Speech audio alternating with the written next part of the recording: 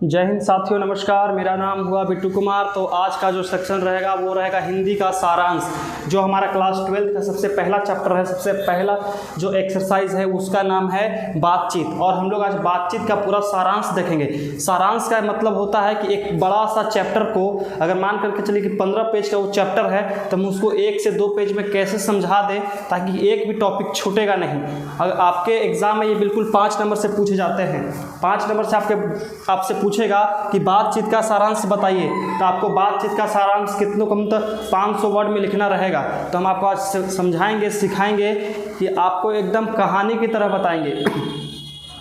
जैसे आप घर पे जब बच्चे थे तो दादा कहानी सुनाते थे, दादी सुनाती थी, नानी सुनाती थी, उसी तरह से आज हमसे भी एक कहानी सुनते जाइए और वादा करते हैं कि इससे 5 नंबर जो आएगा वो आपसे कभी छूटेगा नहीं। तो हम लोग बिना समय गवाए चलते हैं अपने क्लास की तरफ। तो देखिए आपको जैसे कि दिख रहा है कि हम यहाँ पे लिखे हैं कि हिंदी में 10 नंबर की गारंटी है, क्योंकि ये सारांश अगर आप पढ़ लेते हैं तो यहाँ से आपका ऑब्जेक्टिव ही क्लियर हो सकता है। ऐसा बात नहीं है कि ये सिर्फ सारांश ही सारांश है। सारांश का मतलब है कि पूरा चैप्टर की जानकारी, तो पूरा चैप्टर के अंदर से ही तो ऑब्जेक्टिव निकलता है। तो ऑब्जेक्टिव निकल जाएगा तो आपका 5 नंबर ऑब्जेक्टिव से भी क्लियर हो सकता है। और ऑब्जेक्टिव के साथ साथ इससे लघु उत्तरीय प्रश्न भी आता है, शॉर्ट आंसर क्वेश्चन, तो वो भी आपका क्लियर हो सकता है। तो समझिए कि एक सारांश पढ़ने से आपको कितना ज़्यादा बेनिफिट है। एक्सरसाइज पढ़िए, चैप्टर पढ़िए ना पढ़िए, लेकिन जो सारांश है वो बिल्कुल पढ़ते जाइए। और इसके हम कुछ समय बाद अगला दिन हम इसका बिल्कुल ऑब्जेक्टिव निकाल करके ले आएंगे, और यहाँ से जो ऑब्जेक्टिव निकालते हैं वो टोटल प्रीवियस क्वेश्चन रहता है, बिना प्रीवियस क्वेश्चन के है ही नहीं। ठीक है, तो अब हम लोग चलते हैं अपने क्वेश्चन की तरफ। देखिए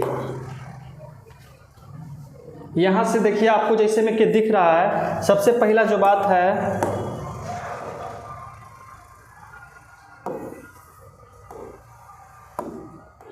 देखिए हम आपको यहाँ से दिखा रहे हैं। सबसे पहले हम पढ़ेंगे, सारांश तो पढ़ना है ही, सारांश हम आपको पढ़ाएंगे, लेकिन उससे पहले थोड़ा सा लेखक के बारे में जान लेते हैं, क्योंकि सबसे ज़्यादा जो ऑब्जेक्टिव आता है वो लेखक परिचय से ही आता है। तो सबसे पहले लिखा है कि लेखक, बातचीत पाठ का लेखक परिचय है। लेखक का क्या है परिचय, कि लेखक के बारे में हम लोग क्या क्या जानते हैं। ठीक है, तो सबसे पहले लेखक हो गया इनका बालकृष्ण भट्ट। आपसे पूछेगा कि बातचीत के रचयिता कौन है, बातचीत के लेखक कौन है, तो आपको बताना होगा कौन हो गए, बालकृष्ण भट्ट हो गए। उसके बाद कहेंगे कि इनका जन्म। अब आपसे यहाँ जन्म पूछ रहा था, किनका जन्म, आपका जन्म, मेरा जन्म नहीं, ये पूछ रहा है कि बालकृष्ण भट्ट का जन्म कब हुआ था। तो आपको बताना है कि 23 जून 1844। ये एकदम MBBI ऑब्जेक्टिव है, सबसे ज़्यादा जन्म से ही पूछता है, जन्म मृत्यु ही ऑब्जेक्टिव में सबसे ज़्यादा देखने के लिए आपको मिल सकता है। निधन, अब कह रहा है कि इनका निधन कब हुआ था, मतलब इनका मृत्यु कब हुआ है। तो इनका मृत्यु हुआ है 20 जुलाई 1914। 20 जुलाई 1914। देखिए जून से जुलाई चले हैं, जून से जुलाई, 20 से 13, 23 से 20, 1844 से 1914। आप याद रखिएगा शॉर्टली कि किनका जून से जुलाई तक चला था। ठीक है, उसके बाद हम लोग देखते हैं कि इनका निवास स्थान। निवास स्थान का मतलब होता है उनका घर कहाँ है, वो कहाँ रहते थे, उनका बचपना कहाँ बीता है। ठीक है, अब देखिए उनका निवास स्थान है इलाहाबाद, प्रयागराज। आपको मालूम होगा कि इलाहाबाद एक प्रयागराज बन चुका है, ये बहुत पहले की बात है और आज हम आपको फिर से बता रहे हैं। उसके बाद देखिए जो इलाहाबाद है वो कहाँ पड़ता है बच्चा, वो इलाहाबाद कहाँ पड़ता है, तो वो इलाहाबाद पड़ जाता है आपका यूपी में। कहाँ में, यूपी। यूपी का मतलब होता है उत्तर प्रदेश। आपको इतना तो जानकारी होना चाहिए। उसके बाद लिखा है कि माता जी का नाम क्या है। सबके माता पिता होते हैं, तो इनके भी माता पिता हैं, तो यही हमसे पूछ रहा है कि माता का नाम क्या है। तो यहाँ माता का नाम हम बोलेंगे कि पार्वती देवी था।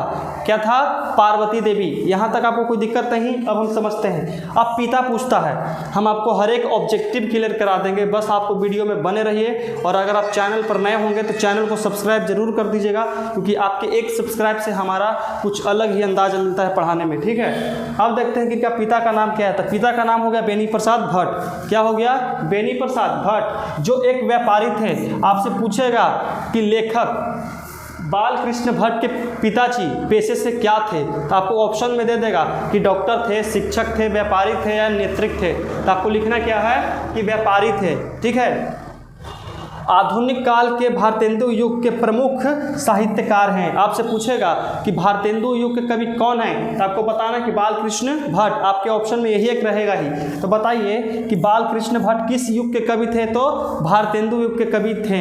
यहाँ तक आपको समझ में आ गया होगा। एक नज़र डाल दीजिए और देखिए कितना अच्छा हम क्वेश्चन यहाँ बताएं। सबसे पहले लेखक परिचय, लेखक का जन्म कहाँ हुआ, निधन कब हुआ, कहाँ घर था, पिता का नाम, माता का नाम, और यहाँ पे इनका पिताजी का नाम तो हो ही गया। अब हम लोग चलते हैं आगे, आप लोग समझिए और सीखिए। देखिए यहाँ पे कहता है कि इनके द्वारा अगर ये लेखक बने हैं तो ऐसे ही लेखक नहीं बने होंगे, जरूर कुछ न कुछ लिखे होंगे।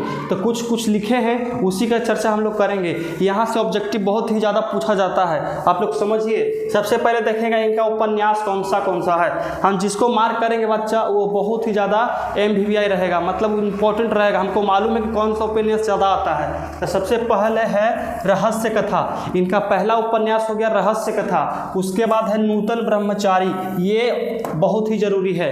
नूतन ब्रह्मचारी भी बहुत ही ज़्यादा जरूरी है। और उससे ज़्यादा जरूरी है 100 अजान एक सुजान, 100 अजान एक सुजान, ये MVVI है। इससे बहुत ज़्यादा पूछा जाता है, इससे बहुत ही ज़्यादा पूछा जाता है ऑब्जेक्टिव में आपके लिए। फिर कहता है गुप्त बैरी, उसके बाद रसातल यात्रा, क्या हो गया रसातल यात्रा।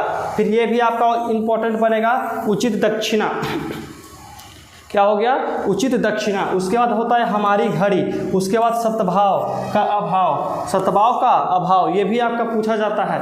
ये हमारे एग्ज़ाम में आया था, जब हम इंटर कर रहे थे तब मेरे एग्ज़ाम में ये आया था। और मुझे उम्मीद है कि अगर आप लोग पढ़ लेते हैं तो आपके भी एग्ज़ाम में पूछने की गारंटी हम दे रहे हैं, ठीक है। तो अब हम लोग चलते हैं आगे। इनके अप्रसंग लिखा गया है। प्रसंग में क्या होता है, मतलब कि जैसा काम का वैसा परिणाम, जैसा काम का वैसा परिणाम। आपसे पूछेगा कि जैसा काम का वैसा परिणाम किनके द्वारा लिखा गया है, तो आपको बताना है कि वो बिल्कुल हमारे प्रिय कवि हैं जिनका नाम बालकृष्ण भट्ट है, ठीक है। अब हम इनका जो एक चैप्टर है बातचीत, इतना अनोखा चैप्टर है कि आप समझ सकते हैं, तो समझिए। यहाँ पर लिखा है नई रोशनी का विष, नई रोशनी का विष। उसके बाद आचार विडंबन, इसके बाद इत्यादि कर दिया है। मतलब इतना ही है, और भी है, लेकिन पूरा इनके द्वारा प्रमुख 1000 लिखा गया है। हम कितनों को पढ़ेंगे, जो अच्छा है उन्हीं को पढ़ेंगे, जो एग्ज़ाम में पूछे जाते हैं उन्हीं को बस पढ़ेंगे, क्योंकि 1000 लिखा हुआ है निबंध, तो हम कितना को पढ़ेंगे, ठीक है। अब हम लोग देखते हैं आगे। अब देखिए इनके द्वारा कुछ नाटक भी लिखा गया है। नाटक मतलब होता है जो आप देखे होंगे कहीं भी, आपके घर परिवार अगर घर है तो आपके गांव में नाटक हुआ होगा, राधा कृष्ण का नाटक हुआ होगा, वो सब होता है। तो उसी तरह से कहता है कि पहला है पद्मावती, ये सबसे ज़्यादा ज़रूरी है। ये इतना ज़रूरी है कि आप समझिए, बहुत ही ज़्यादा इम्पोर्टेंट है, ठीक है, ये बहुत ही ज़्यादा ज़रूरी है। उसके बाद कहता है वेणी संहार, उसके बाद शिशुपाल वध, यहाँ है नल दमयंती या दमयंती स्वयंवर, नल दमयंती या दमयंती स्वयंवर हुआ। अगला देखिए, उसके कहता है शिक्षादान, ये जरूरी है बच्चों, ये बहुत ही ज़्यादा जरूरी है। उसके बाद कहता है वनवास, उसके बाद क्या हो गया वनवास। उसके बाद देखिए पतित पंचम, उसके बाद हो गया मेघनाथ पथ, कट्टर, शून्य, एक, कलन, एक नकल। उसके बाद देखिए यहाँ पे है आपका कौन कौन इंपॉर्टेंट हो सकता है। यहाँ पे हो गया भारतवर्ष और कली, यहाँ पे ये जरूरी पूछता है कि भारतवर्ष और कली नाटक किसके द्वारा लिखा गया है। रेल का विकेट खेल, ये बहुत ही ज़्यादा जरूरी है आपके लिए। नाटक में सबसे ज़्यादा पूछे जाने वाले प्रश्न यही है, रेल का विकेट खेल। आप क्वेश्चन को देखिए और समझिए ये कितना ज़्यादा जरूरी है। उसके बाद हो गया एक रोगी और एक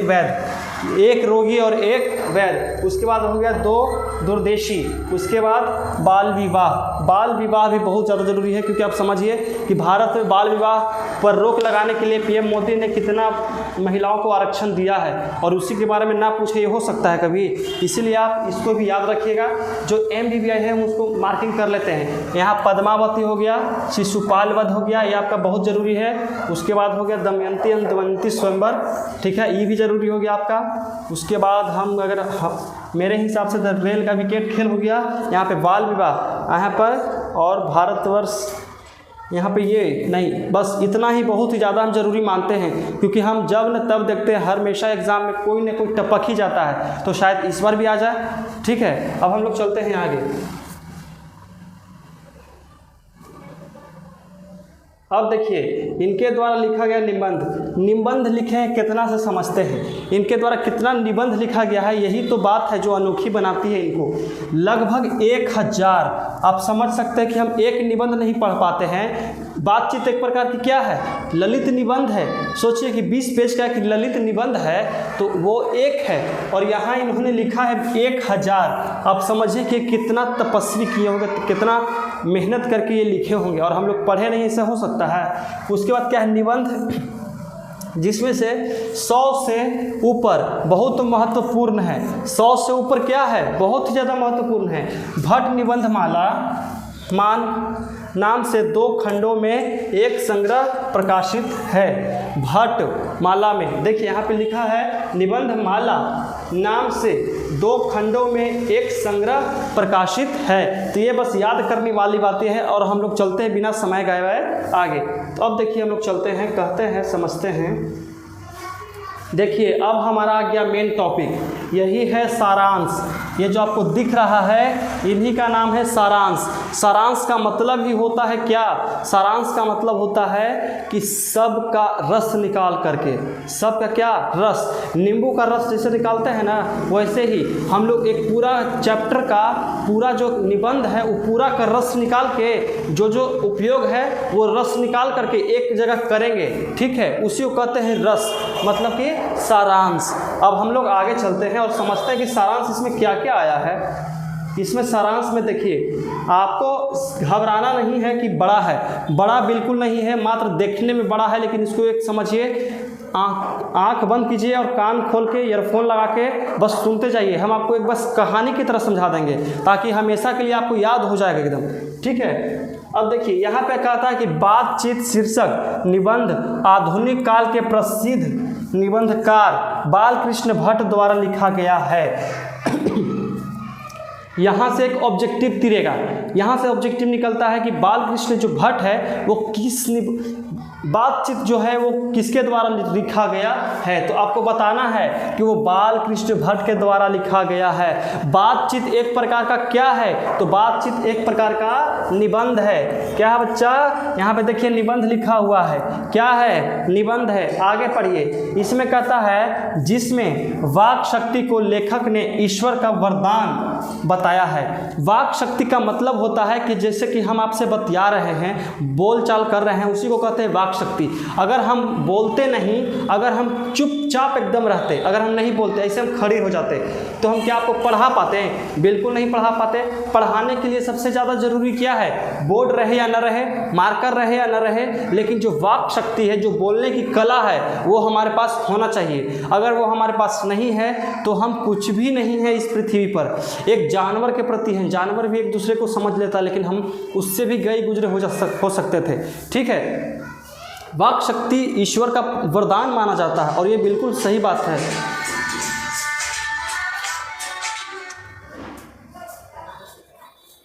चलिए देखिए, अब हम जैसे कहते हैं कि बालकृष्ण भट्ट, यहाँ पे जिसका भी चर्चा आएगा बालकृष्ण भट्ट का ही चर्चा आएगा। बालकृष्ण भट्ट जी कहते हैं कि वाक शक्ति का मतलब होता है अगर हम बोल नहीं सकते, अगर बोल नहीं पाते, अगर वाक शक्ति अगर मनुष्य में ना होती तो जाने इस गूंगी सृष्टि का क्या हाल होता। वे कहते हैं कि अगर हमें वाक शक्ति नहीं होती तो आप एक बार ध्यान से सोचिए कि अगर हमें वाक शक्ति नहीं होती तो क्या हम एक दूसरे से बातचीत कर पाते? अगर बातचीत नहीं कर पाते तो समस्त सृष्टि एकदम गूंगी प्रतीत होती।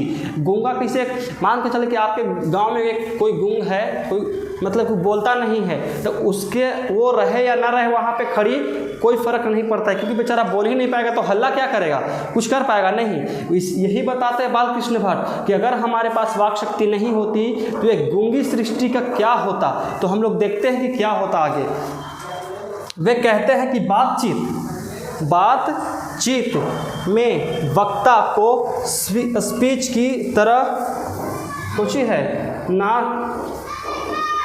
नाच खराज जाहिर करने की मौका नहीं दिया जाता है।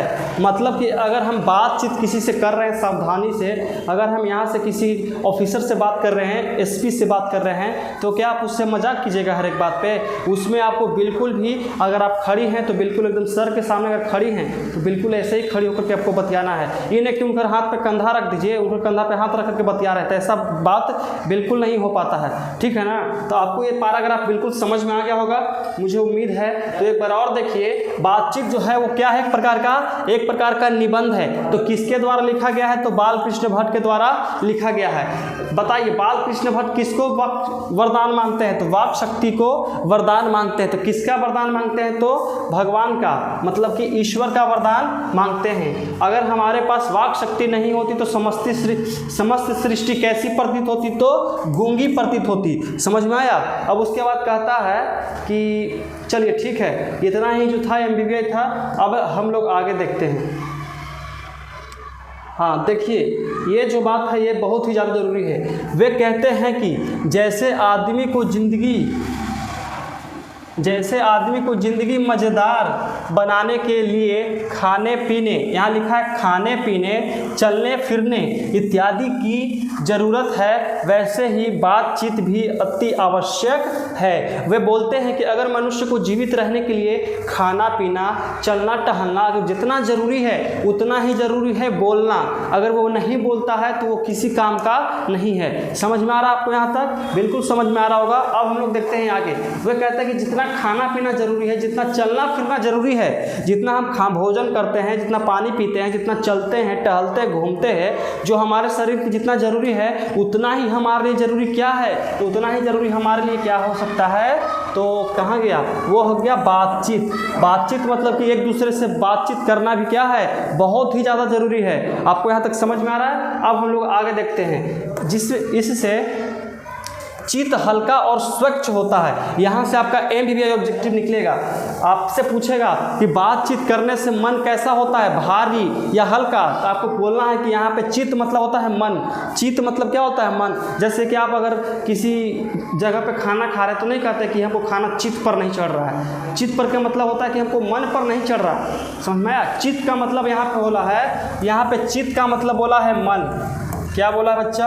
मन बोला है। यहाँ तक आपको समझ में आया? उसके बाद कहता है कि मन हल्का और स्वच्छ हो जाता है। तो आपसे पूछेगा कि जो बातचीत करने से मन कैसा हो जाता है, हल्का या भारी? तो आपको ऑब्जेक्टिव में आएगा तो आप हल्का मारिएगा। समझ में आ रहा है? उसके बाद कहता है कि और मवाद जो हृदय में जमा रहता है वह भाव बनकर उड़ जाता है। यहाँ से ऑब्जेक्टिव बहुत ज़्यादा निकलता है। पूछता है कि बातचीत करने से मवाद के रूप में क्या निकलता है? तो हृदय में जो मवाद जमा रहता है वो भाव बनकर उड़ जाता है। समझ में आया? यहाँ तक कोई दिक्कत नहीं। अब हम लोग आगे समझते हैं। बेन जॉनसन, यहाँ पे एक व्यक्ति का नाम आता है बेन जॉनसन। आपको यहाँ से एक सब्जेक्टिव निकल सकता है बेन जॉनसन के बारे में।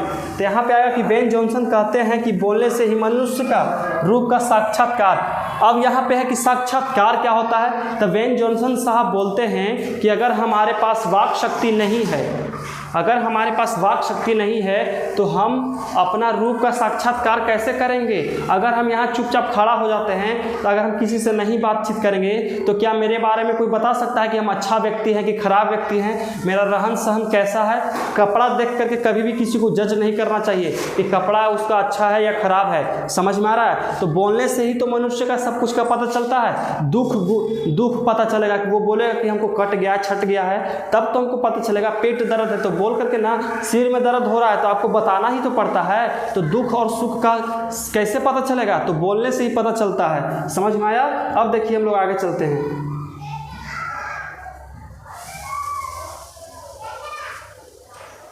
यहाँ पे देखिए बच्चा, यहाँ पे देखिए बाबू कितना अच्छा है। लेखक ने बातचीत का प्रकार को भी बताया है। लेखक ने बताया है कि बातचीत के कई प्रकार हैं। अब आपको बताना है कि कितने प्रकार हैं। ये सब सारांश है। आप बिल्कुल डरिए मत कितना बड़ा है। आप बस इस वीडियो को अगर समझ में नहीं आता है तो दोबारा सुन लीजिए। एक बार सुनने में क्या जा रहा है? 15-20 मिनट का वीडियो होगा, उसमें आपको कुछ नहीं जा रहा, लेकिन आपका यहाँ से 5 नंबर तो सारांश का कंप्लीट हो जाएगा और उससे जितने भी ऑब्जेक्टिव सब्जेक्टिव आता है वो आपका हमेशा के लिए क्लियर हो सकता है। ठीक है? वो कहते हैं कि एडिसन मानते हैं। यहाँ पे एक और नाम आता है बाबू, एडिसन। पिछला बार आया था बेन जॉनसन, जिसने बताया आया कि बोलने से ही मनुष्य के रूप का साक्षात्कार होता है। और इस बार जो आया है एडिशन, एडिशन क्या कहते हैं कि असल बातचीत सिर्फ दो व्यक्तियों के बीच में हो सकती है।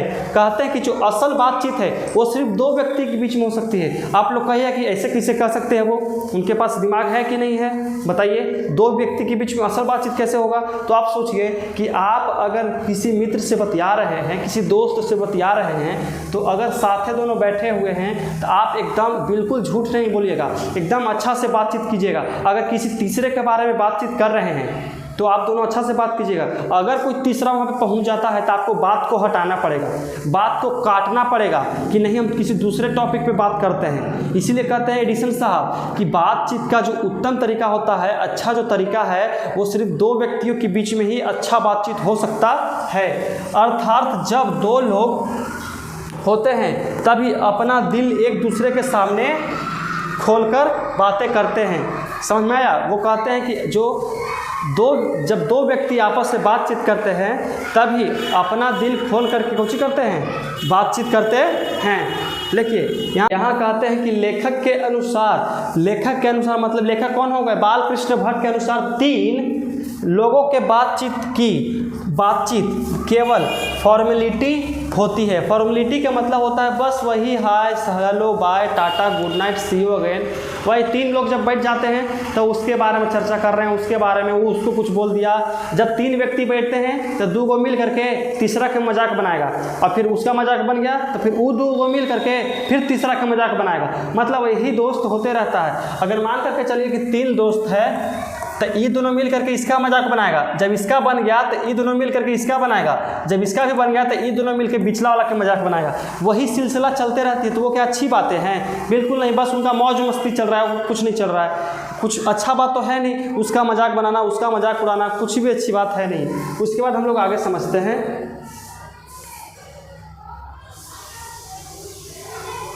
देखिए यहाँ पे जो ऑब्जेक्टिव निकलेगा, इससे ऑब्जेक्टिव निकलेगा, ये बहुत ही ज़्यादा ज़रूरी है बाबू, आप लोग समझिए। यहाँ कहते हैं कि लेखक कहते हैं कि यूरोप के लोगों में बातचीत का हुनर है। तो आपसे ऑब्जेक्टिव पूछेगा कि कहाँ के लोगों में बातचीत करने का हुनर पाया जाता है, तो आपको आंसर देना है कि यूरोप के लोगों में। कहाँ के लोगों में? तो यूरोप के लोगों में बातचीत करने का हुनर पाया जाता है। उसके बाद कहता है कि जिसे आर्ट ऑफ कन्वर्सेशन कहा जाता है। यहाँ से आपका क्वेश्चन निकलेगा 2 नंबर का कि आर्ट ऑफ कन्वर्सेशन किसे कहते हैं। तो आपको आंसर देना है कि आर्ट ऑफ कन्वर्सेशन उसे कहते हैं जो बातचीत करने का उत्तम तरीका होता है, और बातचीत करने का जो असल तरीका है, जिसके पास हुनर है, वो हो गया यूरोप के लोगों में। तो आपको यही लिखना है कि यूरोप के लोगों में बातचीत करने के हुनर को आर्ट ऑफ कन्वर्सेशन कहते हैं। आर्ट ऑफ कन्वर्सेशन का मतलब ही होता है कि बातचीत करने में हुनर होना। बातचीत करने में क्या होना? हुनर। इसके प्रसंग को सुनकर कान में अत्यंत सुख मिलता है। आपको समझिए, आप जब रात में बात करते हैं किसी से भी, तो आप जो वो बात करते हैं वो आपको सुनकर बहुत ही सुखमय लगता है कि तुम ही मेरी ज़िंदगी हो, तुम ही मेरा जहान। और उसके बाद तोहनी की पढ़ाई सब चौपट। इसलिए वो सबको छोड़िए और किताब में मन लगाइए। किताब आपको डूबने नहीं देगा, और जहाँ आप बतियाते हैं वो सब कभी आपको उगने नहीं देगा। ठीक है ना? लड़का हो या लड़की, हम सबको बता रहे हैं कि पहले अपना एग्ज़ाम क्लियर कीजिए, उसके बाद सब कुछ होते रहेगा। उसके लिए पूरा ज़िंदगी खाली है, आपके लिए पूरा ज़िंदगी पड़ा हुआ है। आप समझ सकते हैं मैं जो बोलना चाहता हूँ। सहृदय गोष्ठी भी अत्यंत। बालकृष्ण भट्ट कहते हैं कि हमें अपने अंदर ऐसी शक्ति पैदा करनी चाहिए जिससे अपने आप बातचीत कर ले, और बातचीत का यही उत्तम तरीका होता है। तो आपसे पूछेगा कि बातचीत करने का उत्तम तरीका क्या है? तो बातचीत करने का उत्तम तरीका जो है वो खुद से बातचीत करना है। किसी से दूसरे से बातचीत करने की विषय में है ही नहीं चर्चा। ठीक है, ये खुद से बातचीत करेंगे हम, किसी दूसरे से बातचीत नहीं करेंगे। आप खुद से बातचीत करने का मतलब आप समझिए, जब आप अकेले होते हैं तो आप सोचते हैं कि आज मुझे फिजिक्स पढ़ना चाहिए, कल केमिस्ट्री पढ़े थे ना, आज फिजिक्स पढ़ लेते हैं। नहीं, आज हमको बाजार जाना है, घूमने जाना है। अगर हम घूमते हैं तो अच्छा बात है, हम आज को खेलना है। तो यही होता है खुद से बातचीत करना, किसी दूसरे का नहीं। किसी दूसरे से बातचीत करने के बारे में सोचिएगा भी मत। हम खुद से बातचीत कर रहे हैं, वही बालकृष्ण भट्ट बताए हैं, ये बातचीत करने का सबसे उत्तम तरीका होता है। तो मुझे उम्मीद है कि आपको यहाँ तक बिल्कुल समझ में आ गया होगा। और हम लोग अब चलते हैं अपने जो यहाँ का जो क्लास है वो समाप्त हो गया। आपका जो 5 नंबर का सारांश होता है वो बिल्कुल ख़त्म हो गया। तो अगर आप वीडियो पे नए हो तो चैनल को सब्सक्राइब कर दीजिएगा और बेल आइकन को प्रेस कर दीजिएगा, ताकि हम जैसे ही नया नया वीडियो आप तक डालें आपके पास तुरंत पहुंच जाएगा। हम जैसे ही यहाँ से अपलोड किए आपके पास नोटिफिकेशन मार देगा कि चलिए आपको पढ़ने का टाइम हो गया है, वीडियो डाल दिए, पढ़ने का टाइम हो गया है। तो आप चैनल को सब्सक्राइब जरूर से ज़रूर कर दीजिएगा। आपके एक सब्सक्राइब करने से आपको कुछ जाएगा नहीं, लेकिन हमारा जो मनोबल है वो पढ़ाने के प्रति और इच्छुक होता है कि नहीं, हम जब मेहनत कर रहे हैं तो बच्चे भी हमारे लिए कुछ कर रहे हैं। तो हम लोग मिलते हैं अगले क्लास में और इसका ऑब्जेक्टिव के साथ आएंगे। ठीक है, तो जय हिंद, जय भारत।